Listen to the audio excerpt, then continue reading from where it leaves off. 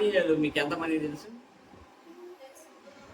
అంటే పర్సనల్గా మనకు ప్రత్యేకించి పరిచయం లేకపోయినా కానీ బైబిల్లో చదివి తెలిసిన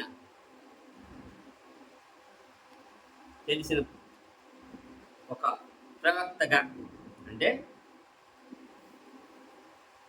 దేవుని చేత మన్ననలు పొందిన ప్రవక్తగా చాలా కొద్ది మందే ఉంటారు. వాళ్ళల్లో సమూయేలు, ఎలీషా, ఏలియా, దానియేలు, యెహెజ్కేలు, ఇలా కొద్ది మందిలో దానియేలు ప్రముఖుడు.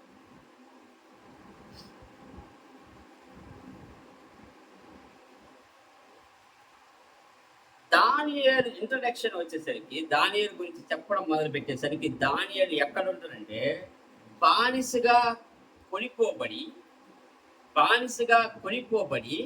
పరాయి దేశంలో ఒక బానిసగా బతుకుతూ ఉంటాడు. దానియేలు గ్రంథానికి వచ్చేసరికి బానిసగా కొనిపోబడి ఒక పిల్లవాడిగా ఉన్నప్పుడే తీసుకొని పోయి, ఆ పిల్లవాడు 70 సంవత్సరములు పరాయి దేశంలో ఒక బానిసగా బతుకుతాడు. అయినా ఆ దేశంలో ఇప్పుడు ఫైనాన్షియల్ అడ్వైజర్ అని కొంతమంది ఉంటారు, మీకు తెలుసా? ఇప్పుడు మన ముఖ్యమంత్రి పక్కన కానీ ప్రధానమంత్రి పక్కన కానీ ఎలా ఉంటారంటే, ఒకళ్ళేమో ఫైనాన్షియల్ అడ్వైజరు, ఒకళ్ళేమో చీఫ్ సెక్రటరీ, తర్వాత చీఫ్ అడ్వైజర్ ఒకళ్ళు ఉంటారు. చీఫ్ అడ్వైజర్ అంటే వీళ్ళు ముఖ్యమైన సంగతులను వాళ్ళకు తెలియపరచడానికి. ఇంతకుముందు మనము ఎలా పిలుస్తాము, రాజు దగ్గర మంత్రి ఉంటాడు అంటారు చూడు. రాజు దగ్గర మంత్రి ఉంటాడు, ఆ మంత్రి ఇస్తాడు, విలువైన సూచనలు సలహాలు ఇస్తూ ఉంటాడు. అటువంటి వ్యక్తిగా దానియేలు ఒక పిల్లవాడి నుంచి ఆ రాజ్యంలో ప్రముఖులైన మంత్రుల స్థానాల్లో ముఖ్యమైన సూచనలు ఇచ్చే వ్యక్తిగా దావీదు ఎదుగుతాడు. దానియేలు. సరే, ఇప్పుడు మనము వేరే దేశం పోతేనే ఎలా ఉంటుందంటే, ఒక చిన్న చూపు చూస్తూ ఉంటారు. ఇప్పుడు అమెరికాలో పోతే ఇండియన్స్ యూ బ్రౌన్ ఫెలోస్ అని పిలువపడతారు. వేరే కంట్రీకి ఎక్కడికి పోయినా కానీ వీళ్ళు పరాయి దేశస్తులు అని పిలువబడడానికి కారణం ఏంటంటే, ఆ దేశంలో మనం పుట్టలేదు కనుక. ఇప్పుడు ఇక్కడ జరిగిన నెబుకద్నెజరు ఇశ్రాయేల్ దేశానికి పోయి వాళ్ళ దేశాన్ని కొల్లగొట్టి అక్కడున్న పిల్లల్ని తీసుకొని వచ్చి వీళ్ళకు సేవకులుగా ఉంచుకుంటారు. ఇటువంటి బానిసలుగా సేవకులుగా ఉన్న వీళ్ళలో దానియేలు ప్రముఖుడిగా ఎదుగుతాడు. కారణం ఏంటి?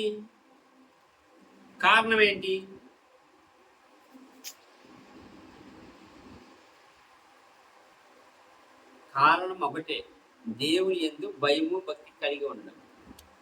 ఎక్కడికి పోయినా దేవుణ్ణి వదలకుండా ఉండడం, ఎక్కడికి పోయినా దేవుణ్ణి ప్రార్థన చెయ్యకుండా ఉండకపోవడం. అంటే ప్రార్థన చేస్తూ, ధర్మశాస్త్రాన్ని పాటిస్తూ, దేవుని ఆజ్ఞలను అనుసరిస్తూ, గైకొనుచూ నడుచుకుంటే, నేను ఎక్కడికి పోయినా దేవుడు నా స్థానాన్ని ఎక్కువ చేస్తాడే కానీ తక్కువ చేయడు అని చెప్పటానికి నిదర్శనం. దానియేలు గ్రంథం రాసే ముందు నెబుకద్నెజరు ఇశ్రాయేల్ దేశం మీదకి దండెత్తి ఇశ్రాయేలీలందరినీ, ఆ రాజును అడగొట్టి, ఆ దేశంలో ఉన్న యెరూషలేములో ఉన్న దేవాలయాన్ని కూడా పడగొట్టి అక్కడ ఉన్న బంగారము, వెండి అవన్నీ తీసుకొని వస్తాడు. ఇప్పుడు ఆ దేశం మీదకి నెబుకద్నెజరు వెళ్ళినాడు అంటే దేవుడు నెబుకద్నెజరు ఎందుకు అలౌ చేసిండు? అసలు ఒక్కసారి గుర్తు తెచ్చుకొని యెహోషువ 7 సార్లు ఊరికట్ట తిరుగుతూనే ఎదుకోకుండా పడిపోయినప్పుడు, సిరియా సైన్యం వచ్చినప్పుడు ఎలీషా ఎలా ఎదుర్కోవాలి అన్నప్పుడు వాళ్ళ వాళ్ళ కళ్ళకు ఏమి కనపడకుండా చేసినప్పుడు, అటువంటి యెహోవా, సైన్యములకు అధిపతి యెహోవా మరి వీళ్ళ కాలంలో ఎందుకు నెబుకద్నెజరు యెరూషలేములోకి వచ్చి దాడి చేసి యెరూషలేములో ఉన్న దేవాలయాన్ని పడగొట్టి ఆ దేవాలయంలో ఉన్న ప్రతి ఒక్క వస్తువుని తీసుకొని పోతాడు? మీరు ఆలోచిస్తారా? యెహోషువతో దేవుడు ఉన్నప్పుడు ఎరుకో చుట్టూ 7 మార్లు తిరిగితే ఎరుకో వాళ్ళు పడిపోయింది. శత్రువుల యొక్క స్వాస్థ్యము వీళ్ళదైపోయింది. ఇప్పుడు శత్రువులు వచ్చి వీళ్ళ స్వాస్థ్యాన్ని శత్రువులు స్వాధీనపరుచుకుంటారు. దేవుడు ఎందుకు నెబుకద్నెజరుని యెరూషలేములోకి అలో చేసాడు అసలు? ఇప్పుడు సిరియా సైన్యం దండెత్తుకొని వచ్చినప్పుడు ఎలీషా మీరు భయపడకుడి అని చెప్పి వాళ్ళ కళ్ళకు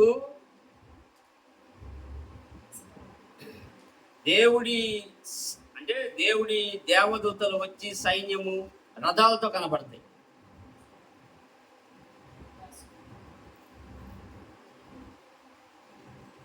మరి అంత గొప్ప పనులు చేసే దేవుడు ఇక్కడ నెబుకద్నెజరు సింపుల్ గా నువ్వు రా, దోసుకొని పో, పడగొట్టు, బానిసలుగా చేసప్పో అని చెప్పడానికి కారణం ఏంటి? ఇశ్రాయేలు ప్రజల యొక్క అవిధేయత. ఒక్క మాటలోనే అవిధేయత, దేవుని మాట వినకపోవడం, దేవుణ్ణి ధిక్కరించడం, విగ్రహాల ఎంట పరిగెత్తడం, విగ్రహారాధన చేయడం. 70 సంవత్సరాలు, ఇప్పుడు వీళ్ళ బానిసత్వానికంటే ముందు 70 సంవత్సరాల నుంచి ప్రతి ప్రవక్త ద్వారా దేవుడు వార్నింగ్ ఇచ్చుకుంటూనే వస్తాడు. మీరు మారండి, తిరిగి రండి, మీరు మారండి, తిరిగి రండి, విగ్రహారాధన వదలండి, తిరిగి రండి అని. నాకే ఒకప్పుడు అనిపించింది, ఇప్పుడు మనము ఆలోచిస్తాం కదా, ఇప్పుడు యేసుక్రీస్తు మన సమయంలో లేడు, యేసుక్రీస్తు పుట్టిండు, చనిపోయిండు, తిరిగి లేచిండు అని మనము సువార్తలలో చదువుతాము. చదివిన తర్వాత ఒక రోజు నాకు అనిపించింది ఏంటంటే, నేను నమ్మిన దేవుడు ఒకవేళ నిజమైన దేవుడు కాకపోతే అప్పుడు నా పరిస్థితి ఏంటి, నేను ఎక్కడికి వెళ్ళాలి అని ఒక డౌట్ కలుగుతుంది. అప్పుడు నాకు అనిపించింది అంటే, ఉంటే యేసుక్రీస్తే ఒక్కడే దేవుడు, లేకపోతే దేవుడే లేదు అని డిక్లేర్ చేసుకున్నాను ఒక 20 years బ్యాక్. ఉంటే యేసుక్రీస్తు ఒక్కడే దేవుడు, లేకపోతే అసలు దేవుడే లేడు. కానీ ఈ విశ్వాన్ని కంట్రోల్ చేసే వాళ్ళు ఒకళ్ళు ఉంటారు, ఆయనే మళ్ళా యేసుక్రీస్తుని నమ్మడం మొదలు.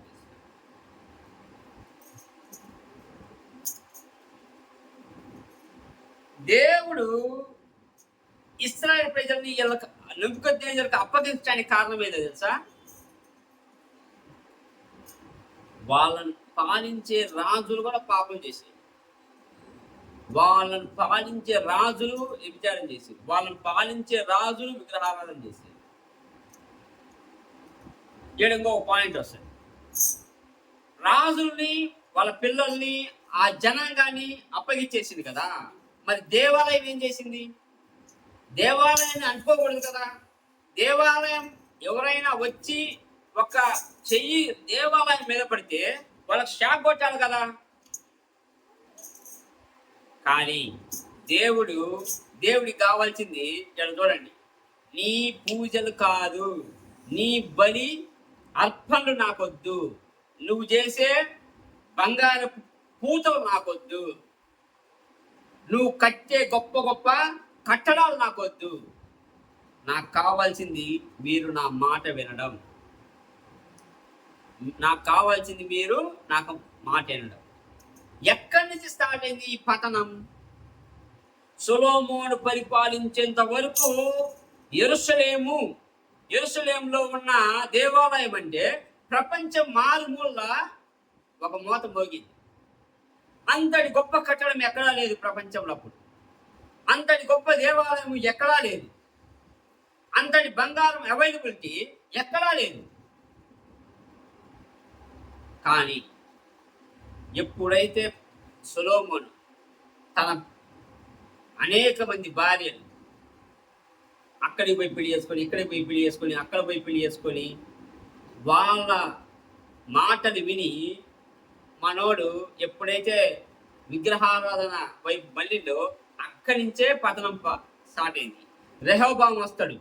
రెహోబాముకు ఇశ్రాయేల్ ప్రజలందరినీ ఏలడానికి చేత కాలే.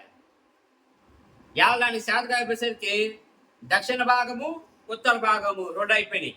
ఒకటి యూదా, ఒకటి ఇశ్రాయేలు. యూదులకు ఒక రాజు, ఇశ్రాయేలుకు ఒక రాజు. యూదా విభాగం ఒకటి అయిపోయింది, ఇశ్రాయేల్ విభాగం ఒకటి అయిపోయింది. ఇప్పుడు అక్కడ ఒక రాజు, ఇక్కడ ఒక రాజు. నా నుంచి యూదుల మీదకి సిరియా వాళ్ళు, అస్సీరియన్స్ వాళ్ళు వస్తే వీళ్ళు రాదు. ఇశ్రాయేలీయుల మీదకి వేరే కల్దీన్స్ కానీ, మోయాబైలు కానీ, తర్వాత బాబిలోనియన్స్ ఎవరు వచ్చినా కానీ వీళ్ళు రారు. మాకెందుకులే. వీళ్ళందరూ కలిసికట్టుగా లేకపోవడం వల్ల శత్రువులు ఈజీగా రావడం మొదలుపెట్టారు.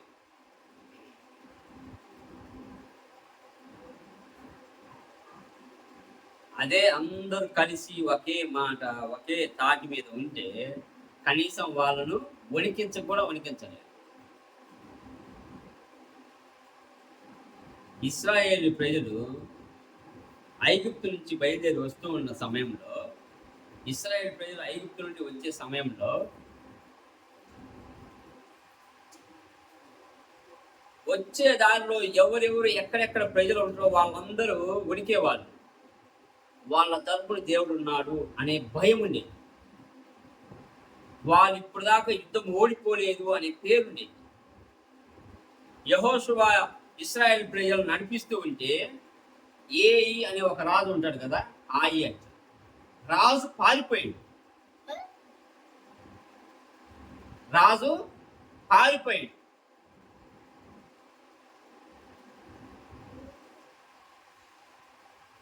కొంతమంది అయితే వాళ్ళ స్థలాలను వదిలిపెట్టి వెళ్ళిపోయారు, వాళ్ళ పంటలను వదిలిపెట్టి వెళ్ళిపోయారు. అటువంటి భయం పుట్టించిన ఇశ్రాయేల్ ప్రజలు ఇప్పుడు కల్దీయులు వచ్చి దండెత్త చేస్తారు, బాబిలోనియన్స్ వచ్చి దండయాత్ర చేస్తారు, సిరియా వాళ్ళు వచ్చి దండయాత్ర చేస్తారు, అస్సీరియన్స్ వచ్చి దండయాత్ర చేస్తారు. ఇంతమంది వచ్చి దండయాత్ర చేస్తున్నా వీళ్ళలో మార్పు కలగట్లే. అప్పటికి అవిధేయత. అప్పటికి వాళ్ళు ఆరాధించేది ఇతరుల దేవతలు, ఇతరుల విగ్రహారాధన. దీనివల్ల దేవుడికి అసహ్యం వేసింది, వాళ్ళ మీద అప్పగించేసిండు. నెబుకద్నెజరుకి అప్పగించేసిండు.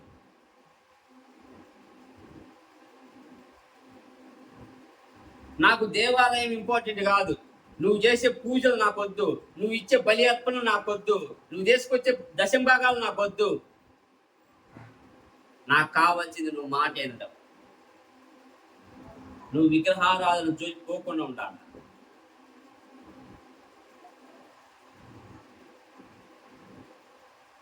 నువ్వు నన్ను ధిక్కరించకూడదు, నా ఆజ్ఞను పాటించి నడవాలి. దేవుడు ఆ విధంగా కోరుకున్నప్పుడు వీళ్ళు చేయకపోవడం వల్ల నెబుకద్నెజరుకు అప్పగించండి. ఇప్పుడు నెబుకద్నెజరు రాజ్యంలో దానియేలు, షడ్రకు, మేషకు, అబేద్నెగో ఉన్నారు. ఇప్పుడు దానియేలు తూచా తప్పకుండా దేవుని మాటలు పాటిస్తా ఉన్నాడు. రాజు తినే భోజనం మాకొద్దు, ఆ కంచంలో మీద అది మాంసాహారమైనా సరే అవసరం లేదు. శాకాహారమే పెట్టు, 10 రోజుల్లో చూపిస్తా మా బలమేంటి.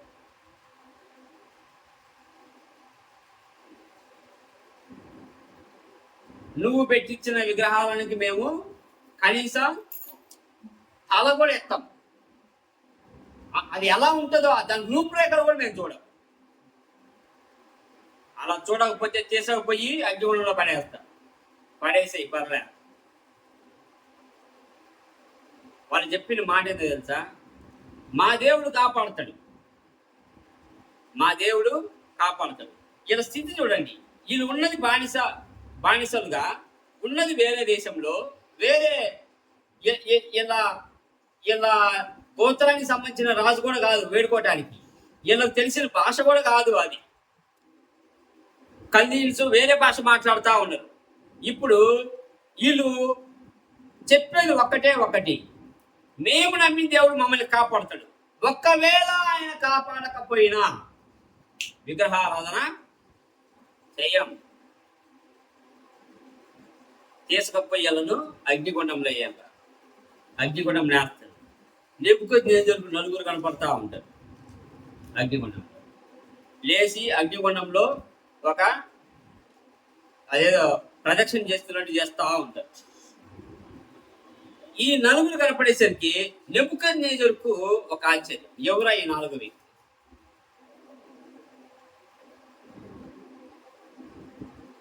నాకు ఆశ్చర్యం ఏంటంటే, దేవుడు అప్పగించిండు ఉద్దేశపూర్వకంగా, వీళ్ళందరినీ తీసుకుపోయారు. ఎవరైతే అక్కడ దేవుని మాట వింటుర్రో వాళ్ళ పరాయి దేశంలో తోడుగా ఉన్నాడు. అంటే ఇక్కడ అర్థం ఏంటంటే, యెరూషలేము యొక్క దేవాలయం, సొలొమోను కట్టించిన దేవాలయంలో దేవుడు లేడు. దేవుడు ఎక్కడున్నాడు? ఎవరు తన మాట వింటారో వాళ్ళ దగ్గర ఉన్నాడు. ఇది ఇప్పుడు కాదు, ఎప్పుడు జరిగింది? 560 BCలో. అందుకే అప్పుడే గాడ్ ఈజ్ ఓమ్ని ప్రెజెన్స్ అన్నారు. దేవుడు సర్వవ్యాపి అనటానికి అది ఉదాహరణ. ఇప్పుడు యేసుక్రీస్తు తండ్రి, కుమార, పరిశుద్ధ ఆత్మ అన్నప్పుడు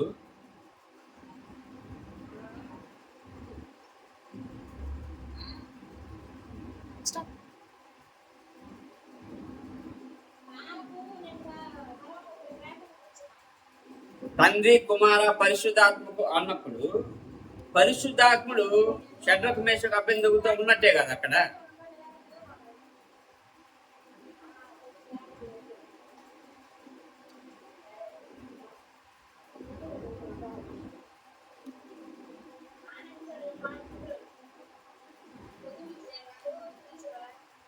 బాగా ఆపి పోయి మాట్లాడుకో బయటికి పోయి.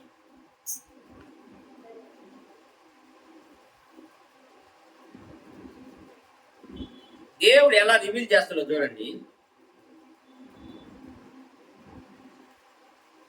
ఇశ్రాయేలు ప్రజలను అడవిలో నడిపించేటప్పుడేమో అగ్నిస్తంభంగా, మేఘస్తంభంగా ఉన్నాడా?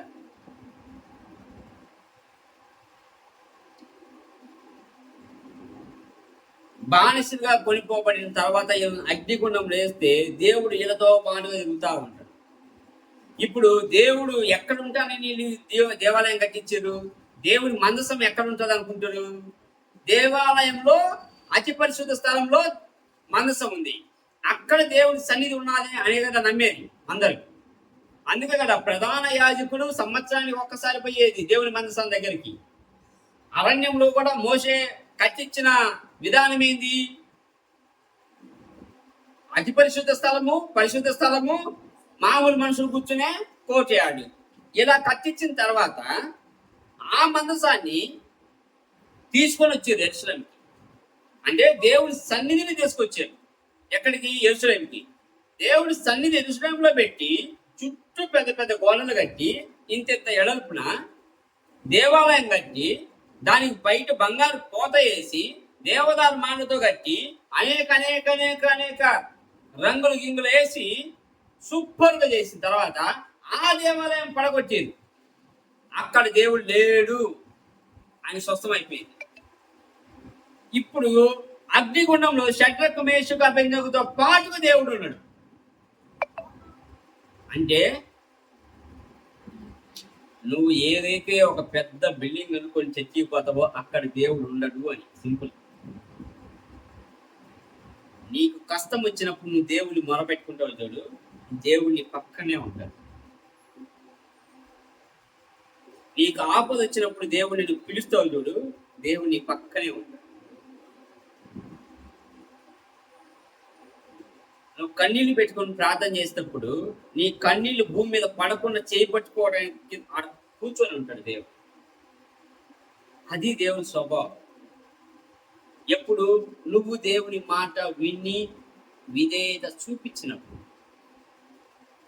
ఇశ్రాయేల్ ప్రజల మాదిరిగా మేము దేవాలయం కట్టించిన మందసం ఉంది, మాకు ఎటువంటి అపాయం రాదు, ఎవరు మా మీదకి దండెత్తి రారు, మమ్మల్ని ఎవరు కనీసం టచ్ చేయలేరు, అయినా మేము మా ఇష్టం వచ్చినట్టు మేము బతుకుతాం, మేము మా విగ్రహారాధన మేము చేసుకుంటాం, మా పనులు మేము చేసుకుంటాం, దేవుడిని ధిక్కరిస్తాం, దేవుడి ఆజ్ఞలు మేము గైకొనం అని ఎప్పుడైతే అనుకుంటారో దేవుడు అక్కడ ఉండడు. పరాయి దేశంలో షడ్రకు మేషకు అబేద్నెగోకు కష్టం వచ్చినప్పుడు, అగ్నిగుండంలో పడవేసినప్పుడు, ఒక ప్రమాదంలో వాళ్ళతో పాటుగా దేవుడు ఉన్నాడు. ఇప్పుడు దానియేలుకు ఒక పరీక్ష. ముఖ్యమైన మంత్రులలో దానియేలు కూడా ఒక మంత్రి అనుకోవాలి. ఇప్పుడు ఇతను ఎదుగుదలను చూసి మిగతా వాళ్ళు ఓర్చుకోలేకపోయేసరికి ఏం జరుగుతుంది, ఇతన్ని ఎలాగైనా సంపించాల, అది వాళ్ళ ప్లాన్. అయితే ఇతనికి ఒక బలహీనత ఉంది. ఆ బలహీనత ఏంటంటే ప్రార్థన చేయకుండా ఆపలేదు, ప్రార్థన చేయకుండా మానుకోడు. కనుక ఎవరైతే ప్రార్థన చేస్తారో వేరే దేవతలకు కానీ వాళ్ళ దేవుళ్ళకి కానీ వాళ్ళను చేసుకోకూడదు కొన్ని రోజుల పాటు అని ఒక ఏమంటారు అని శాసనం రాసి పంపిస్తారు, దండులు వేస్తారు. దేవాలయం అంటే రాజ్యం మొత్తం ఒక దండులు వేస్తారు. ఏమని వేస్తారు, ఎవరు ఇప్పటి నుంచి ప్రార్థన చేయకూడదు అని.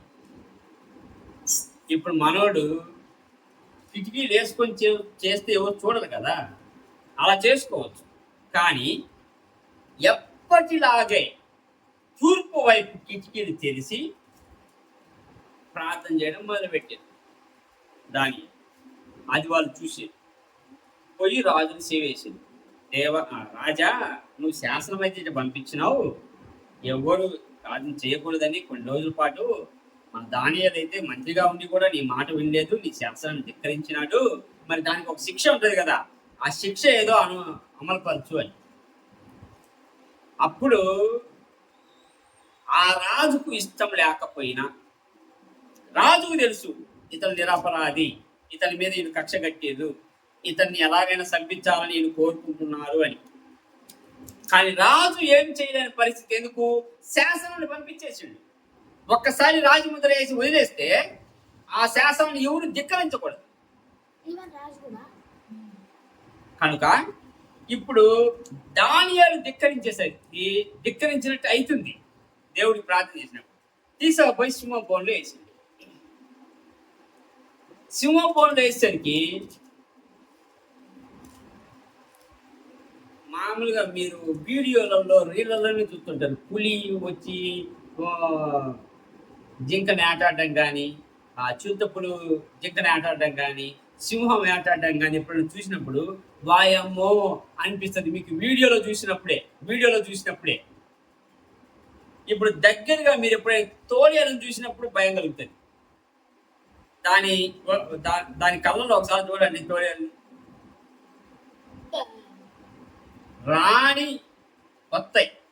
రాణివి కూడా వస్తాయి, అంత భయంకరంగా భయపడుతుంది. ఇప్పుడు ఎదురుగా ఒక్కటి కాదు ఒక 10-12 సింహాలు ఆకలితో ఉంటాయి. ఎందుకు? అడవిలో తిరిగేవి కాదుగా అవి. అడవిలో తిరిగేవి కాదు. ఒక సింహం గుహ అంటే పనిష్మెంట్ ఇచ్చేది అలా.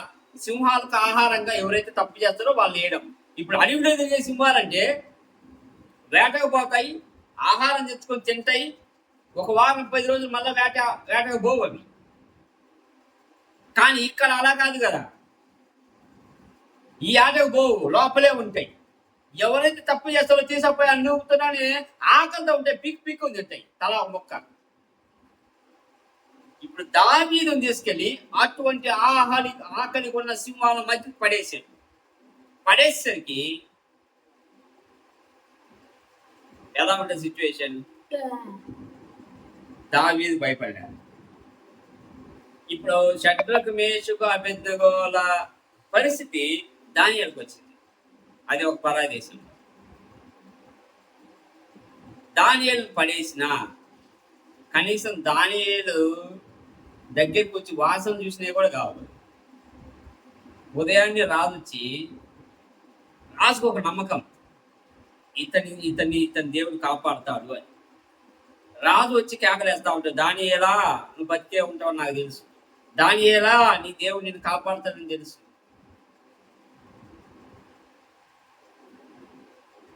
అవును, నా దేవుడు కాపాడింది. సింహాల యొక్క నోరు నువ్వు ప్లాస్టర్ వేసి అతికించకపోయినా అవి దేవుడు వాటికి ఆటోమేటిక్గా ఒక పిన్ను కొట్టేట్టుండే అట్లా ఆగిపోయింది. ఊహించుకోండి. వాటి నోర్లకు ఇప్పుడు ఏదన్నా 2 పేపర్లు ఇలా ఉన్నప్పుడు పిన్ను కొడితే అవి అతికించుకుంటాయి కదా, అలానే వాటి నోర్లకు దేవుడు అటు పిన్ను వేసేసి.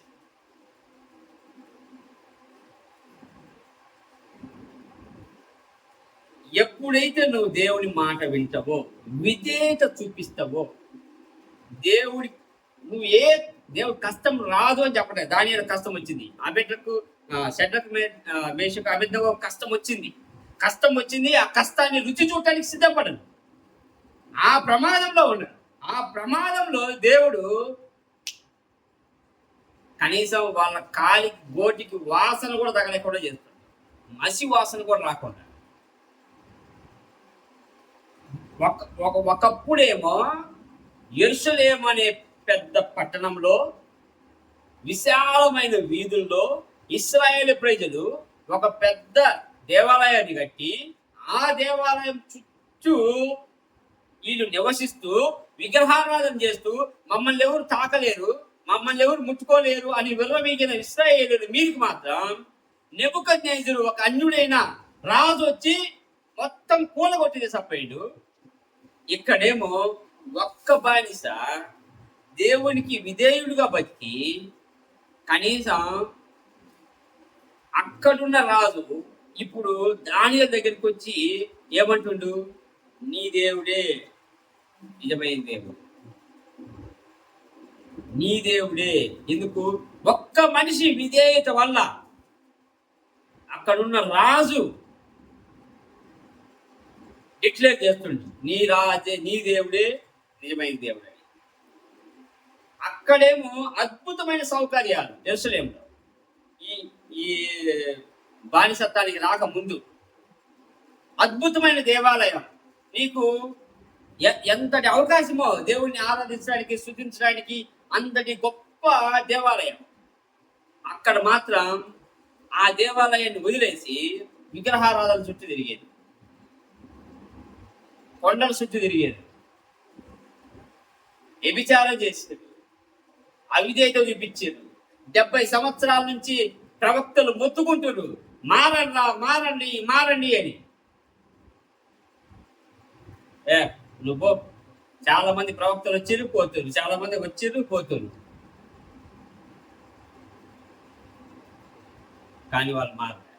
అప్పుడు దేవుడికి నాకు కావాల్సింది నీ బలి కాదు, నాకు కావాల్సింది నువ్వు దేవాలయం కట్టడం కాదు, నాకు కావాల్సింది నీ ఆస్తి కాదు, నీ బంగారం కాదు, నాకు కావాల్సింది నువ్వు మాట వినడం, విధేయత. విధేయత. అందుకు నెబుకద్నెజరును దేవుడు ఉపయోగించుకున్నాడు. అన్యుడైన ఒక రాజును ఇశ్రాయేల్ ప్రజల మీద ఒక తీర్పు తీర్చేసిండు, ఒక రాజు మూలకంగా. ఇప్పుడు బానిస దేశంలో దానియేలు, షడ్రకు, మేషకు, అబేద్నెగో వల్ల మళ్ళా అక్కడ దేవుడు తన ఘనతను, తన మహిమను తిరిగి తెచ్చుకుంటుండు. ఎలా? విధేయత వల్ల. విధేయత వల్ల.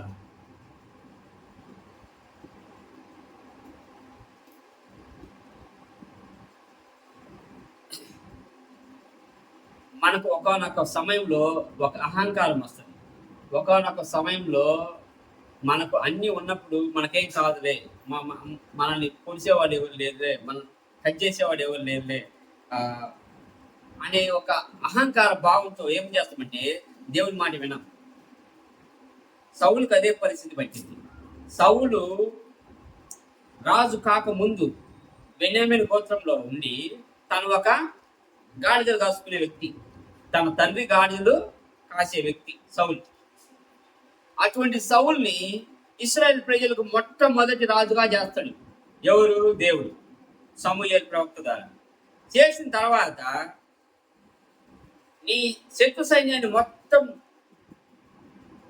నిర్మూలించి రమ్మని చెబితే మంచి మంచి దూడలు, మంచి మంచి ఆవులు అవి తెచ్చుకొని ఉంచుకొని మళ్ళా దేవుడికి ఇలా ఇలా చెబుతుంటాడు, నీకే కదా ప్రభా నేను అర్పించేది, అందుకే నేను తీసుకొచ్చినానని చెబుతాడు. అరే సౌలా, నేను అడిగింది అది తెచ్చుకోమని చెప్పలే, మొత్తం నిర్మూలన చేసి రమ్మని చెప్పిన, నాశనం చేసి రమ్మని చెప్పిన. నా మాట నువ్వు వినలే, అందుకే నిన్ను ఆ సింహాసనం నుంచి తోసేస్తున్నా, సింహాసనం నుంచి తోసేస్తున్నా. ఇప్పుడు మనోడికి ఏ విధంగా అర్థమైంది? దేవుడు నన్ను సింహాసనం మీద కూర్చోబెట్టిండు, దేవుడు ఇప్పుడు సింహాసనం ఇచ్చిన దోషేస్తాడా? ఒక అహంకారం, అహంభావం. దేవుడి మాట మళ్ళా దేవుడి మాట వినకుండా మళ్ళా దేవునికి వ్యతిరేకంగా చెబుతున్నాడు. చూడు, నీకే కదా ప్రభు నేను అర్పించేది, నీకే కదా నేను బలులు అర్పించేది. దేవునికి మళ్ళా వ్యతిరేకంగా చెప్పేసరికి తోసేసి.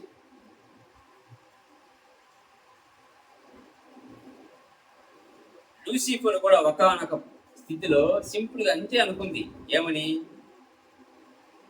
చిన్న గర్వం, దేవుడి వీళ్ళు చేసే ఆరాధన అంతా తీసుకెళ్ళి నేను దేవుడిని ముందు పెడుతున్నా, దేవుడిని చూసి ప్రత్యక్షంగా చూసే అవకాశం నాకే ఉంది.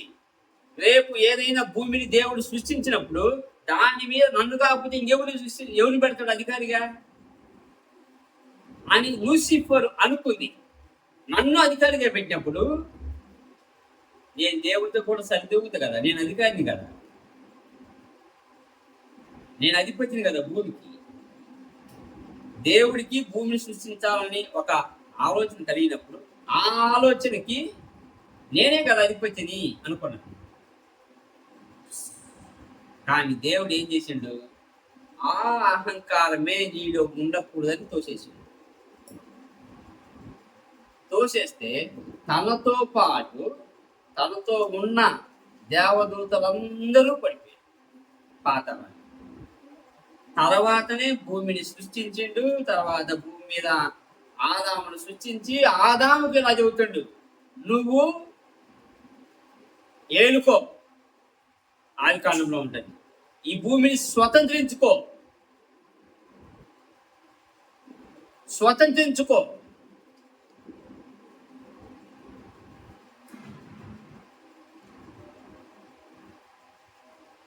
దేవుని మాట వింటే ఈ భూమిని నువ్వు స్వతంత్రించుకుంటావు.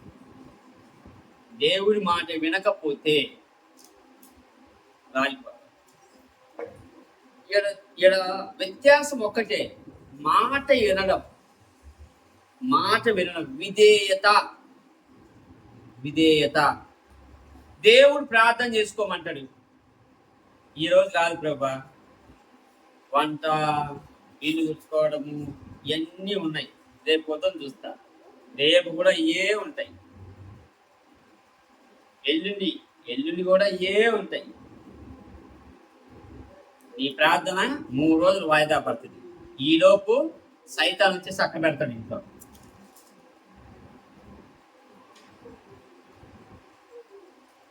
అప్పటికి మనము సగం దిగజారి ఉంటాం. తర్వాత అసహనం, అశాంతి ఇంట్లో ఉంటాయి. వీటి వల్ల నీకు మనశ్శాంతి ఉండదు, ఏ పని చేసినా చికాకు, ఎవరితో మాట్లాడిన కోపం.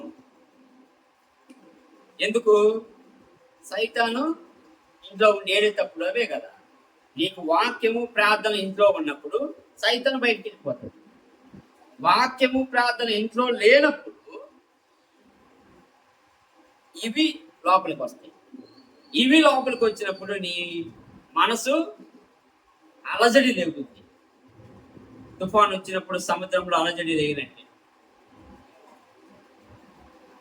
ఒకరి మీద అలుచుకోవడం, తీర్చుకోవడం, వీలైతే కొట్టుకోవడం, కూరుకునే చికాకు పడ్డం, నిద్ర సరిగా పోకపోవడం, నిద్ర సరిగా రాకపోవడం, ఏ పని చేసినా కానీ ఒక ఫలితం లేకపోవడం, సఫలీకృతం కాకపోవడం, మన ఆలోచనలు, మన ప్రణాళికలు అన్నీ ఫెయిల్ కావడం, వీటి వల్ల నువ్వు పూర్తిగా కుంగిపోతావు, రాలిపోతావు. అదే విధేయత చూపిస్తే ఒక బానిస పిల్లోడిగా పోయిన దానియేలు బబులోను అనే రాజ్యంలో ఒక ముఖ్య మంత్రి పదవి, అంటే ఒక ముఖ్యమైన మంత్రి పదవి స్థానంలో ఉంటాడు. ఆ స్థానానికి ఇప్పుడు మామూలుగా అయితే మిగతా వాడు మన దేశస్తుడు కాదు, వాడు మన కులం కాదు, వాడు మన గోత్రం కాదు, వాడికి మన భాష రాదు, వాడిని పెట్టినామంటాడు. కానీ దేవుడు తీసుకొచ్చిన అనుకో, ఎవడు ఆపని.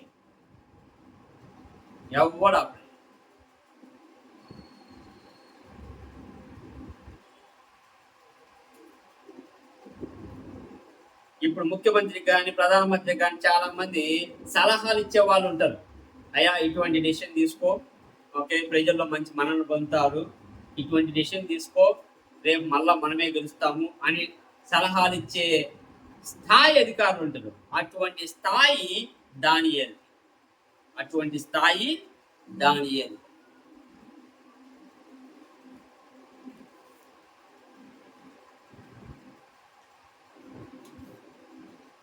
నువ్వు ఏ స్థితిలో ఉన్నా ఇప్పుడు నువ్వు దేవుని మాట వింటే ఆ స్థాయికి వెళ్తావు.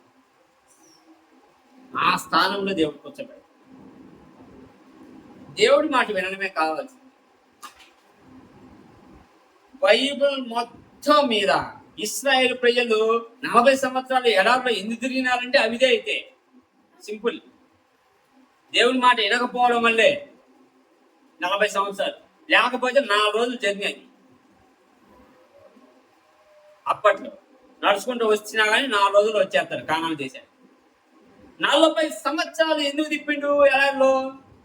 మాట వినకపోవడం వల్లే. 70 సంవత్సరాలు బానిసలు ఎందుకు బతికేరు?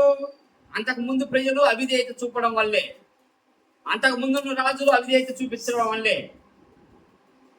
దేవుడికి అసహ్యమైన క్రియలు మనం చేయకూడదు. ఇది దేవుని వాక్యం. ఈ వాక్యము నువ్వు చదవడం, అలా చేయడమే దేవుని అడిగేది. నువ్వు నీ బంగారం అంతా పట్టుకొచ్చి నాకు ఇవ్వు, నీ వెండి ఆభరణాలు తీసుకొచ్చి నాకు ఇవ్వు, నీ ఇల్లు రాసి, నీ పొలం రాసి దేవుడు అడగడు. నాకు కావాల్సింది నీవు నా మాట వినడం, నా ఆజ్ఞను గైకొని నడవడం, నన్ను ప్రేమించడం. నన్ను ప్రేమించడం అంటే నా ఆజ్ఞను గైకొని నువ్వు నడిస్తే నన్ను ప్రేమించినట్టే. నేను చెప్పిన మాట విన్నావంటే నన్ను ప్రేమించినట్టే కదా. నేను చెప్పిన మాట విని నన్ను గౌరవిస్తే నన్ను ప్రేమించినట్టే. దేవుడు కోరేది అదే.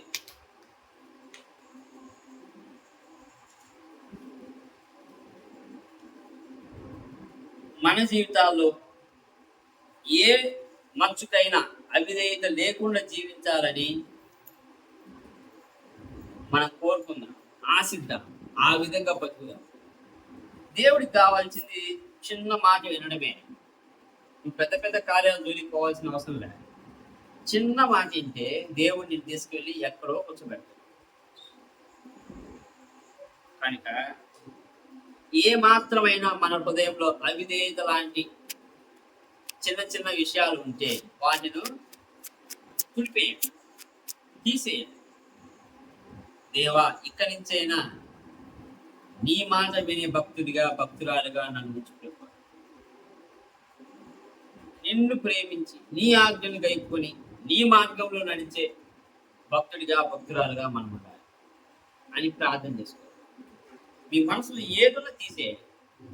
ఇక్కడి నుంచి దేవుని మాట వినే భక్తుడిగా భక్తురాలుగా ఉండాలి. కోరుకునేది ఒకటి, కుటుంబము శాంతి సమాధానంతో వదిలాలి, ప్రేమతో ఎదగాలి. మన ప్రేమను చూసి ఇతరులు వచ్చి అడగాలి, ఏది మీ దగ్గర ఉన్న ఆ ప్రేమ? ఆ ప్రేమను మేము రుచి చూడాలి. ఆ ప్రేమ మాకు కావాలి. మీ ఇంట్లో ఉన్న ఆ శాంతి సమాధానం మాకు దక్కాలి అని మిమ్మల్ని వచ్చి అడిగినప్పుడు ఆనందించాలి. మీరు ఆనందించాలి, ఆ స్థాయికి రావాలి. దేవుడు కోరుకునేది అదే. పరీక్షించుకోండి మీ హృదయాలు. నిజంగా దేవా, నేను నిన్ను ప్రేమిస్తున్నా, దేవా నిన్ను నేను నీ మాటలు విని నీ ఆజ్ఞ చొప్పు నేను నడుస్తున్నా లేదా? ఒకవేళ అలా నడవకపోతే దేవా నన్ను క్షమించు. నాలో ఏమాత్రం అవిధేయత నా దేవా దాన్ని తీసివేయి, దాన్ని నా నుంచి దూరం చేయి. నీ ఆజ్ఞను గైకొనే భక్తుడిగా భక్తురాలుగా నన్ను తీర్చిదిద్దమని ప్రార్థన చేయండి. వదిన ప్రార్థన చేయండి.